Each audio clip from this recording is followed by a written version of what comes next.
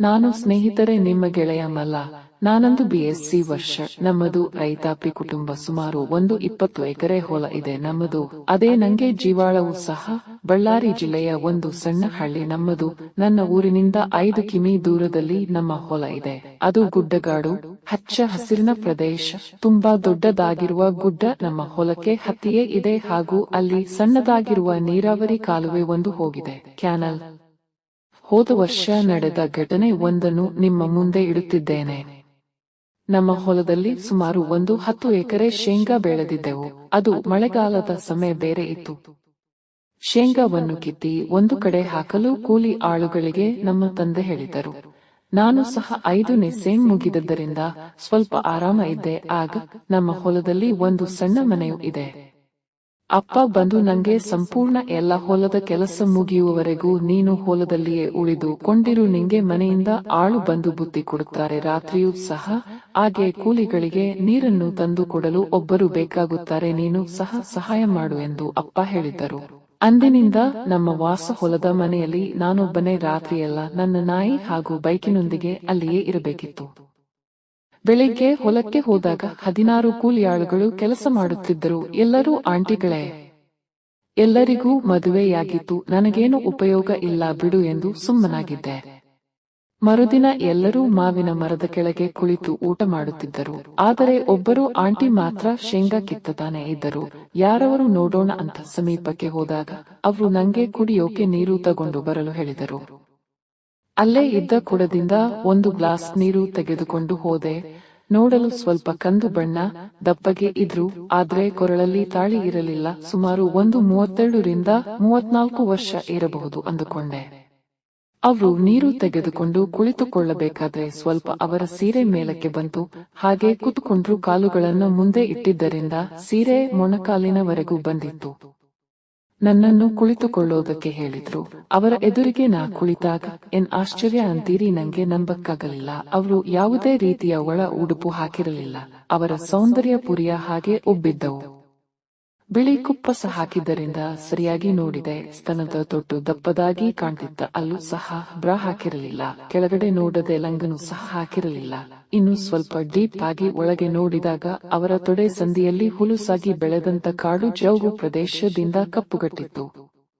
ಅವರು ನೀರು ಕುಡಿದ ನಂತರ ನನ್ನ ಜೊತೆ ಮಾತನಾಡಲು ಪ್ರಾರಂಭಿಸಿದರು. ಏನ್ ಓದಿದೀಯಾ, ಏನ್ ಮಾಡ್ತಾ ಇದೀಯಾ ಅಂತೆಲ್ಲ ಕೇಳ್ತಾ ಇರ್ಬೇಕಾದ್ರೆ ನಾನು ಅವರ ಜೊತೆ ಮಾತನಾಡುತ್ತಾ ಹಾಗೆ ನನ್ನ ಫೋನ್ ತೆಗೆದು ಅವರಿಗೆ ಗೊತ್ತಾಗದ ಹಾಗೆ ಕ್ಯಾಮೆರಾ ಓಪನ್ ಮಾಡಿ ಅವರ ಕಪ್ಪುಗಟ್ಟಿದ ಜೌಗು ಪ್ರದೇಶದ ಫೋಟೋವನ್ನು ತೆಗೆದೆ. ಹಾಗೆ ಮಾತನಾಡುತ್ತಾ ಅವರೊಬ್ಬ ವಿಧವೆ ಅಂತ ಗೊತ್ತಾಯ್ತು. ಅವರು ಸಹ ಹೊಲದಲ್ಲಿ ಮನೆ ಕಟ್ಟಿಕೊಂಡು ಒಬ್ಬರೇ ಧೈರ್ಯವಾಗಿ ಅಲ್ಲಿಯೇ ಇದ್ದಾರೆ ಅಂತ ತಿಳಿಯಿತು. ಮಲ್ಲ, ನಿಮ್ಮ ಮನೆಯಲ್ಲಿ? ಆಂಟಿ, ಇಲ್ಲೇ ನಿಮ್ಮ ಗುಡ್ಡ ಇಳಿದ್ರೆ ನಂದೇ ಮನೆ, ಅಲ್ಲೇ ಹೊಲ. ಮಲ್ಲ, ನಾನು ಈ ಶೇಂಗಾ ರಾಶಿ ಆಗೋವರೆಗೂ ಇಲ್ಲೇ ಇರ್ಬೇಕು ಅಂತ ಅಪ್ಪ ಹೇಳಿದ್ದಾರೆ. ನಿನ್ನೆ ಇಲ್ಲೇ ಇದ್ದೆ. ಆಂಟಿ, ಏನಾದ್ರೂ ಬೇಕಾದ್ರೆ ಬಾ. ಮಲ್ಲ, ಒಬ್ಬರಿಗೆ ದಯ ಆಗಲ್ವಾ? ಆಂಟಿ, ನಾಯಿ ಜೊತೆಗಿರುತ್ತೆ ಅಲ್ಲ. ಎಲ್ಲರೂ ಊಟ ಮುಗಿಸಿ ಬರ್ತಿರೋದು ನೋಡಿ ಸರಿ ನಾ ಬರ್ತೀನಿ ಆಂಟಿ ಅಂತ ಹೇಳಿ ಬಂದೆ. ಸಾಯಂಕಾಲ ಸಮಯಕ್ಕೆ ಅಪ್ಪ ಬಂದು ನಂಗೆ ಊಟ ಕೊಟ್ಟು ಎಲ್ಲ ಕೆಲಸವನ್ನು ನೋಡಿ ಇನ್ನೂ ಸ್ವಲ್ಪ ಹೊತ್ತಾದ ಮೇಲೆ ಅವರನ್ನ ಕಳಿಸಿಬಿಡು ಅಂತ ಹೇಳಿ ಹೊರಟು ಹೋದ್ರು. ಸೂರ್ಯ ಮುಳುಗೋ ಸಮಯಕ್ಕೆ ಎಲ್ಲರೂ ಮನೆಗೆ ಹೋಗ್ತಾ ಇದ್ದರು. ಆಂಟಿ ನನ್ನ ಹತ್ರ ಬಂದು ಏನಾದ್ರೂ ಬೇಕಾದ್ರೆ ಮನೆಗೆ ಬಾ ಅಂತ ಹೇಳಿ ಆ ಕ್ಯಾನಲ್ ನ ದಾಟಿ ಸ್ವಲ್ಪ ಮುಂದೆ ಹೋದ್ರು. ನಾ ಅವರನ್ನ ನೋಡ್ತಾ ಇದ್ರು. ನೋಡಲಾರದವರ ತರ ಇದ್ದೆ. ಆಗ ಆಂಟಿ ಸ್ವಲ್ಪ ಗಿಡದ ಮರೆಗೆ ಹೋಗಿ ತಮ್ಮ ಸಿರೇನ ಸೊಂಟದವರೆಗೂ ಎತ್ತಿದಾಗ ಅವರ ಬೆತ್ತಲೆಯ ಬೆಟ್ಟದಂತ ಹಿಂದಿನ ಸೌಂದರ್ಯ ಕಪ್ಪಗೆ ದಪ್ಪಗೆ ಕಂಡವು. ನಮ್ಮ ಹೊಲದಲ್ಲಿ ನಾವು ಕರೆಂಟ್ ತಗೊಂಡಿದ್ದೀವಿ. ಆದ್ರೂ ನಂಗೆ ಮನಸ್ಸು ಬಾರದೆ ಫೋಟೋಸ್ ಓಪನ್ ಮಾಡದೆ. ಆಗ ನೋಡಿ ಆಂಟಿಯವರ ಪೊದೆ ತುಂಬಾ ಕೂದಲಿನಿಂದ ಕೂಡಿತ್ತು. ಸ್ವಲ್ಪ ಜುಮ್ ಹಾಕಿ ನೋಡಿದಾಗ ಸ್ವಲ್ಪ ಹತ್ತಿ ತೊಳೆಯಂತೆ ತೆರೆದುಕೊಂಡಿತ್ತು. ಕೆಂಪಗೆ ಕಾಣ್ತಿತ್ತು. ನಂಗೆ ಆಂಟಿಯ ನೆನಪು ತುಂಬಾ ಆಯ್ತು. ನೋಡ್ಕೊಂಡ್ ಬರೋಣ ಅಂತ ಬ್ಯಾಟರಿ ತಗೊಂಡು ನನ್ನ ನಾಯಿ ಬೆಟ್ಟನು ಕರ್ಕೊಂಡು ಹೊರಟೆ. ಗುಡ್ಡ ಹತ್ತಿ ಇಳಿದಾದ ಮೇಲೆ ಆಂಟಿ ಮನೆ ಸ್ವಲ್ಪ ಸಮೀಪದಲ್ಲೇ ಇತ್ತು. ಅಲ್ಲಿಂದ ನಾ ಬ್ಯಾಟರಿ ಹಾಕಿದ್ದನ್ನು ನೋಡಿ ಆಂಟಿ ನಾಯಿ ಬೋಗುಳಿಕೆ ಚಾಲುವ ಮಾಡಿತ್ತು. ಆದ್ರೂ ಧೈರ್ಯ ಮಾಡಿ ಹೊರಟೆ. ಅಷ್ಟೊತ್ತಿಗೆ ಆಂಟಿನೂ ಹೊರಗೆ ಬಂದರು. ನಾಯಿ ಬೋಗುಳು ಸದ್ದು ಕೇಳಿ ಮನೆಯ ನೋಡಲಿಕ್ಕೆ ಸ್ವಲ್ಪ ಸಣ್ಣದಾಗಿತ್ತು. ಹೊಲದ ಮುಂದೆ ಆಂಟಿ ನಾನು ಬಂದಿದ್ದನ್ನು ನೋಡಿ ಖುಷಿಪಟ್ಟು ಒಳಗೆ ಬಾ ಅಂದರು. ಅವರು ಇನ್ನೂ ಕರೆಂಟ್ ಹಾಕಿಸಿಕೊಂಡಿರಲಿಲ್ಲ. ಚಿಮಣಿಯ ಅಂದರೆ ಕಂದಿಲು ಬೆಳಕಿನಲ್ಲಿ ಊಟಕ್ಕೆ ಕುಳಿತಿದ್ದರು. ನನ್ನನ್ನು ಕರೆದು ಊಟ ಮಾಡೋಣ ಅಂದರು. ನಂದು ಮುಗಿದಿದೆ ಆಂಟಿ ಮಾಡಿಕೊಳ್ಳಿ ಅಂದೆ. ತುಂಬಾ ಒತ್ತಾಯ ಮಾಡಿದರು ಊಟ ಮಾಡುವಂತೆ. ನಾ ಬಾಡಿ ಬಂದಿದ್ದರಿಂದ ಊಟ ಮಾಡುವ ಮನಸ್ಸಾಗಲಿಲ್ಲ. ಅವರು ಊಟಕ್ಕೆ ಕುಳಿತರು. ಕುಳಿತುಕೊಳ್ಳುವಾಗ ಅವರ ಇಳ್ಕಲ್ ಸೀರೆ ಕೂಡ ಮೇಲೆ ಬಂದಿತ್ತು. ಒಂದು ತೊಡೆಯನ್ನು ನೆಲಕ್ಕೆ ಹಚ್ಚಿ ಇನ್ನೊಂದು ಕಾಲನ್ನು ನೇರವಾಗಿ ಇಟ್ಟುಕೊಂಡಿದ್ದರು. ಆಗ ಅವರು ಸೀರೆ ಸ್ವಲ್ಪ ಮೇಲೆ ಬಂದಿತ್ತು. ಅಲ್ಲಿ ಕಂದೀಲಿನ ಬೆಳಕು ಅಷ್ಟೊಂದು ಪ್ರಖರವಾಗಿ ಇರದ ಕಾರಣ ನನಗೆ ಅಷ್ಟೊಂದು ಸರಿಯಾಗಿ ಅವರ ತೊಡೆ ಒಳಗಿನ ಅಂದ ಕಾಣಲಿಲ್ಲ. ನಿದ್ದೆ ಬಂದಿಲ್ಲವೇನೋ ಎಂದು ಮಾತು ಪ್ರಾರಂಭಿಸಿದರು. ಇಲ್ಲ ಆಂಟಿ ಇಷ್ಟೊತ್ತಿಗೆ ಬೇಗ ಬರುವುದಿಲ್ಲ ಅಂದೆ. ನಾನು ಅವರ ಮನೆಯವರ ವಿಚಾರ ಯಾವಾಗ ಏನು ಎಂದೆಲ್ಲ ತಿಳಿದುಕೊಂಡೆ. 20ನೇ ವರ್ಷಕ್ಕೆ ಮದುವೆಯಾದ 2 ವರ್ಷಕ್ಕೆ ಗಂಡನನ್ನು ಕಳೆದುಕೊಂಡೆ. ನನ್ನನ್ನು ಎಲ್ಲರೂ ನಿನ್ನ ಕಾಲ್ಗುಣ ಸರಿಯಿಲ್ಲವೆಂದು ಹೇಳುತ್ತಾರೆ. ಊರಿನ ಜನರ ಅಪಚಾರದ ಮಾತನ್ನು ಕೇಳಿ ಕೇಳಿ ಬೇಸತ್ತು ಯಾರ ಜಂಜಾಟವೇ ಬೇಡವೆಂದು ನಾನು ಇಲ್ಲಿಯೇ ಹೊಲದಲ್ಲಿ ಒಬ್ಬಳೇ ವಾಸವಾಗಿದ್ದೇನೆ ಎಂದರು. ಇನ್ನೊಂದು ಮದುವೆಯಾದರೂ ಆಗಬಹುದಿತ್ತಲ್ಲ ಎಂದು ನಾನು ಕೇಳಿದೆ. ಒಬ್ಬನಿಂದ ಉಂಡ ಸುಖವೇ ಹೆಚ್ಚಾಗಿದೆ, ಇನ್ನೊಂದು ಯಾಕೆ ಮಾರಾಯ ಎಂದರು. ನಿಮ್ಮ ಮುಂದಿನ ಜೀವನದ ಪ್ರಶ್ನೆ ಏನು ಎಂದೆ. ಹೀಗೆ ಆರಾಮವಾಗಿ ಇದ್ದೀನಲ್ಲ ಸಾಕು ಅಷ್ಟೇ ಎಂದರು. ನಿಮ್ಮಿಷ್ಟ ಆಂಟಿ ಅಂದೆ. ಅವರು ಊಟ ಮುಗಿಸಿ ಕೈತೊಳೆದು ಕೊಂಡು ಬಂದು ಮತ್ತೆ ನನ್ನ ಒಲೆಯ ಹತ್ತಿರ ಕರೆದು ಸ್ವಲ್ಪ ಇವತ್ತು ಚಳಿ ಇದೆ ಅನ್ನಿಸುತ್ತಿದೆ ಬಾ ಕಾಯಿಸಿಕೊಳ್ಳುವಂತೆ ಅಂತ ಕರೆದರು. ಆಂಟಿ ನನ್ನ ಮುಖ ನೋಡ್ತಾ ಇದ್ದರು. ನಾ ಮತ್ತೆ ಅವರು ಅದೇ ರೀತಿ ಕುಳಿತಿರುವುದನ್ನು ನೋಡಿ ನಂಗೆ ಶಾಕ್ ಆಯ್ತು. ಮತ್ತೆ ಅವರ ತೊಡೆ ಒಳಗಿನ ಅಂದ ಕಾಣ್ತಿತ್ತು. ಆದ್ರೆ ಅವರಿಗೆ ಗೊತ್ತಾಗಲಿಲ್ಲ ನಾ ನೋಡ್ತಾ ಇದ್ದೀನಿ ಅಂತ. 3ನೇ ದಿನ ಅಮಾವಾಸ್ಯೆ ಇತ್ತು. ಆದ್ದರಿಂದ ಯಾವ ಕೂಲಿಯಾಳುಗಳು ಸಹ ಬಂದಿರಲಿಲ್ಲ. ನಾನು ಅಲ್ಲೇ ಹೊಲದಲ್ಲೇ ಇದ್ದೆ. ಮಧ್ಯಾಹ್ನದ ಸಮಯಕ್ಕೆ ಮನೆ ಆಳು ಒಬ್ಬ ಬಂದು ಹೋಳಿಗೆ ಪಾಯಸ ಎಲ್ಲ ಬುತ್ತಿಯಲ್ಲಿ ತಂದು ಕೊಟ್ಟಿದ್ದ. ನಾನು ಊಟ ಮಾಡಿ ನೋಡೋಣ ಆಂಟಿ ಏನ್ ಮಾಡ್ತಿದ್ದಾರೆ ಅಂತ ಗುಡ್ಡ ಇಳಿದು ಹೋದೆ. ಬಿಸಿಲು ರಣ ರಣ ಅಂತ ಹೊಡೀತಾ ಇತ್ತು. ತುಂಬಾ ಮರಗಳು ಇದ್ದಿದ್ದರಿಂದ ಏನು ಕಂಡು ಬರ್ತಾ ಇದ್ದಿರಲಿಲ್ಲ. ಅಲ್ಲೇ ಒಂದು ಕ್ಯಾನಲ್ ಹೋಗಿದ್ದರಿಂದ ಸ್ವಲ್ಪ ತಂಪಾಗಿ ಇತ್ತು. ಆಂಟಿನೂ ಸಹ ಅಲ್ಲೇ ಕ್ಯಾನಲ್ದಲ್ಲೇ ಸ್ನಾನ ಮಾಡುತ್ತಿರೋದು ನಾನ್ ನೋಡಿದೆ. ದೂರದಿಂದ ಅಲ್ಲೇ ಒಂದು ಮರದ ಬುಡದಲ್ಲಿ ಅಡಗಿಕೊಂಡು ಆಂಟಿ ಮೇಲಿನ ಕುಪ್ಪಸವನ್ನು ತೆಗೆದು ಬರೀ ಕೇವಲ ತಮ್ಮ ಸೊಂಟದವರೆಗಿನ ಸೀರೆಯಲ್ಲಿ ಕ್ಯಾನಲ್ನಲ್ಲಿ ಕುಳಿತಿದ್ದಾರೆ. ಅವರ ಮುಖ ಆ ಕಡೆ ಇದ್ದಿದ್ದರಿಂದ ಅವರ ಅಂದದ ದರ್ಶನವಾಗಲಿಲ್ಲ.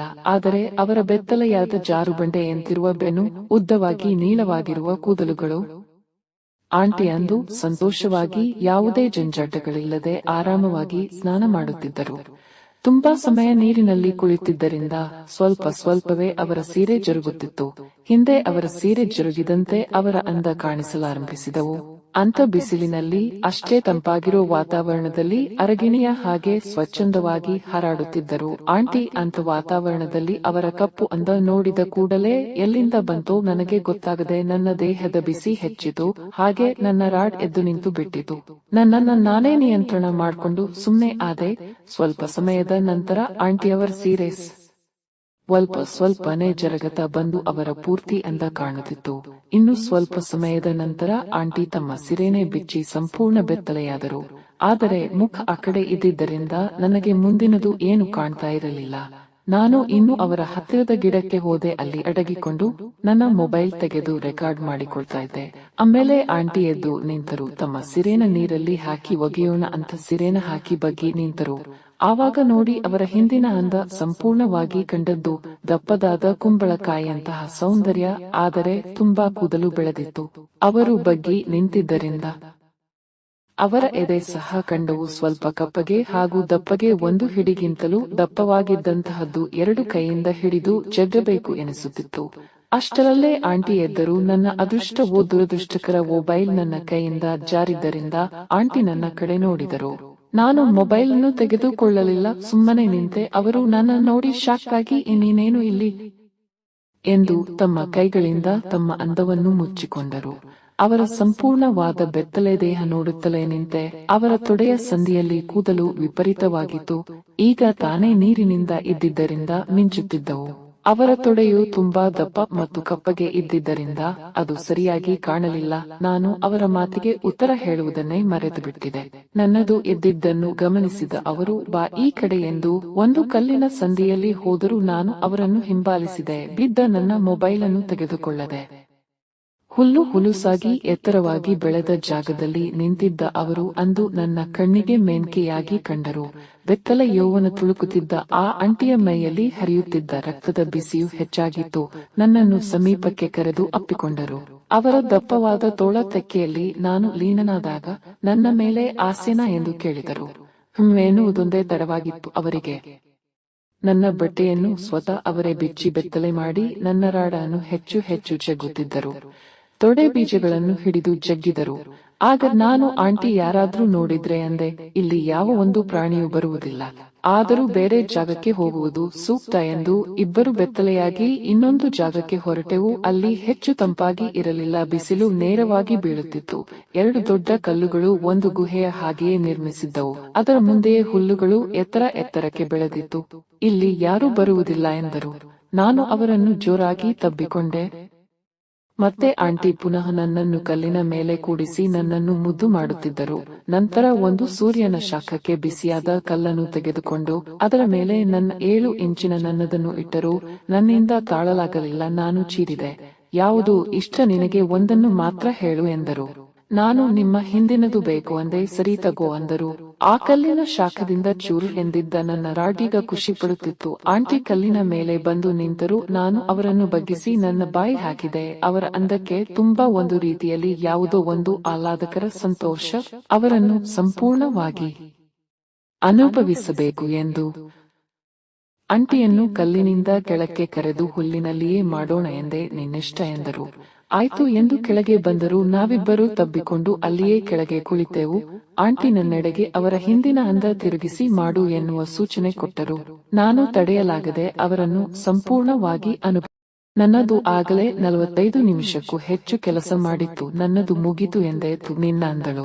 ಆಂಟಿ ಕಲ್ಲಿಗೆ ಮೈ ಆನಿಸಿ ನಿಂತಿದ್ದವರು ಹಾಗೆಯೇ ಇದ್ದರು. ನಾನೇ ಅವರ ಕೈ ಹಿಡಿದು ತಬ್ಬಿಕೊಂಡೆ. ಬನ್ನಿ ಎಂದೇ. ನಡಿಲಕ್ಕಾಗಲ್ಲ ಎಂದು ತಮ್ಮ 2 ಕಾಲನ್ನು ಆ ಕಡೆ ಈ ಕಡೆ ಹಾಕುತ್ತಾ ಆ ಹುಲ್ಲಿನಲ್ಲಿ ಕೈ ನೆರವಿನಿಂದ ಕುಳಿತರು. ಯಾಕೆ ಎಂದಾಗ, ಪೊದೆ ಒಳಗೆ ಇಟ್ಟಿದ್ಯಲ್ಲ, ದಪ್ಪದಾದ ಬಿಸಿಯಾದ ಕಲ್ಲು ಇನ್ನೂ ಬಿಸಿಯಾಗಿದೆ ಎಂದರು. ನಾನು ಅವರ ಪೊದೆಯನ್ನು ಕೈಯಿಂದ ನೇವರಿಸುತ್ತಾ ನಾಲಿಗೆಯಿಂದ ಚೀಪಲು ಆರಂಭಿಸಿದೆ. ನಾಲಿಗೆಯನ್ನು ಒಳಗೆ ಹಾಕುತ್ತಾ ಕಲ್ಲಿನ ಸ್ಪರ್ಶವಾದಾಗ ಅದು ಇನ್ನೂ ಬಿಸಿಯಾಗಿತ್ತು. ಆಂಟಿ ತಮ್ಮ ಕಣ್ಣು ಮುಚ್ಚಿಕೊಂಡಿದ್ದರು. ನಿಧಾನವಾಗಿ ನನ್ನ ಕೈಗಳಿಂದ ಪೊದೆಯಲ್ಲಿದ್ದ ಆ ಕಲ್ಲನ್ನು ಹೊರತೆಗೆದಾಗ ಆಂಟಿ ನಿಧಾನವಾಗಿ ಬಾಯಿ ತೆಗೆದು ಕಣ್ಣು ತೆರೆದರು. ಆಗ ನೋಡಿದರೆ ಕಲ್ಲಿಗೆಲ್ಲ ಲೋಳೆಯಂತಹ ರಸ ಲೊಟ್ಟೆಯಾಗಿ ಅಂಟಿಕೊಂಡಿದೆ. ಇನ್ನು ಸ್ವಲ್ಪ ಮಟ್ಟಿಗೆ ಅದು ಬೆಚ್ಚಗೆ ಇತ್ತು. ಆಂಟಿ, ಇದು ಕನಕದ ಹಾಗೆ ಹೊಳೆಯುತ್ತಿದೆ ನೋಡಿ ಎಂದೆ. ನನ್ನ ಹೆಸರು ನಿನಗೆ ಹೇಗೆ ತಿಳಿಯಿತು ಎಂದರು. ಆಂಟಿಯ ಪೊದೆಯಲ್ಲಿಯೂ ರಸ ಇವಾಗ ಹೊರಬರಲಾರಂಭಿಸಿತು. ನಾನು ಅವರ ರಸಕ್ಕೆ ಬಾಯಿ ಹಾಕಿದೆ. ತೊಳೆಗಳನ್ನು ಕೈಯಿಂದ ಸರಿಸುವಾಗ ಆಂಟಿ ಮುಟ್ಟಬೇಡಬೇಕಾದರೆ ತೊಡೆ ಹಿಡಿ ಎಂದರು. ಅಂದರೆ ಸಾಕಷ್ಟು ನೋವಾಗಿತ್ತು ಅವರಿಗೆ. ನಾನು ನಾಲಿಗೆಯಿಂದಲೇ ಅವರ ಆ ಜಾಗವನ್ನು ಸ್ವಚ್ಛಗೊಳಿಸಿದೆ. ಇಬ್ಬರು ಸಂಪೂರ್ಣವಾಗಿ ಸುಖಿಸಿದೆವು. ನಂತರ ನಡೆಯಿರಿ ಆಂಟಿ, ಹೊರಡೋಣ ಅಂದೆ. ಮತ್ತೆ ಇಬ್ಬರು ಜೋರಾಗಿ ತಬ್ಬಿ ಹಿಡಿದೆವು. ನಡೆ ಎಂದು ನಿಧಾನವಾಗಿ ಹೆಜ್ಜೆ ಹಾಕಿದೆವು. ಆಂಟಿಯ ಸೀರೆ ಅಲ್ಲಿಯೇ ಕ್ಯಾನಲ್ ಪಕ್ಕದಲ್ಲೇ ಹಾಗೆಯೇ ಇತ್ತು. ನನ್ನ ಮೊಬೈಲ್ ಸಹ ಅಲ್ಲಿಯೇ ಬಿದ್ದಿತ್ತು. ಆಂಟಿ, ಬಾ, ನಂಗೆ ಸ್ನಾನ ಮಾಡಿಸು ಬಾ ಎಂದರು.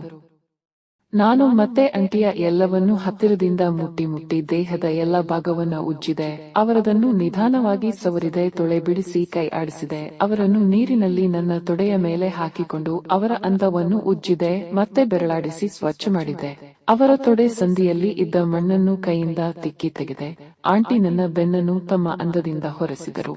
ಬೀಜವನ್ನು ಬಾಯಾಡಿಸಿ ತೊಳೆದರು. ಮತ್ತೆ ಮನೆಗೆ ಹೋಗಿ ಸಾಯಂಕಾಲ ಬಾ ಎಂದರು. ಈ ವಿಡಿಯೋ ನಿಮ್ಗೆಲ್ಲ ಇಷ್ಟವಾಗಿದ್ದರೆ ದಯವಿಟ್ಟು ಲೈಕ್ ಮಾಡಿ, ಶೇರ್ ಮಾಡಿ. ನಿಮ್ಮ ಅನಿಸಿಕೆ ಅಭಿಪ್ರಾಯಗಳನ್ನು ಕಾಮೆಂಟ್ ಮೂಲಕ ತಿಳಿಸಿ. ಮತ್ತಷ್ಟು ಸುಂದರ ಕಥೆಗಳಿಗಾಗಿ ನಮ್ಮ ಜಿಕೆ ಸ್ವಪ್ನ ದೇವತೆ ಚಾನೆಲ್ ಅನ್ನು ಸಬ್ಸ್ಕ್ರೈಬ್ ಮಾಡಿ. ಧನ್ಯವಾದಗಳು.